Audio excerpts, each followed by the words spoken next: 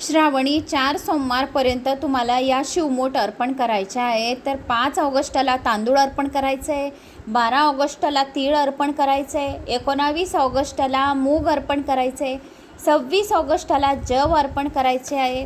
तर अशा या तुम्हाला शिवामूठ शिवाला अर्पण करायचे आहे। आणि दर अमावस्या पोळा या दिवशी 2 सप्टेंबरला सातूचे तुम्हाला शिवामूठ अर्पण करायचे आणि 108 वातींचा तुम्हाला या श्रावण महिन्यात केव्हाही तुम्हाला हा उपाय करायचा आहे। श्रावण महिन्यात शिवाच्या मंदिरात या आपल्या देवघराच्या मंदिरात तुम्हाला 108 वाती तुपामध्ये भिजून तुम्हाला आपल्या मनाच्या इच्छा पूर्ण करण्यासाठी 108 वात त्रिपुरारी 3 पदरीची वात तुम्हाला या त्रिनेत्रधारीसाठी हर साम सदाशिवासाठी भोळ्या महादेवासाठी हर हर महादेवासाठी तुम्हाला 108 वाती लावायच्या आहे आणि मनातल्या इच्छा बोलायच्या आहे आणि शिवाला तांदूळ अर्पण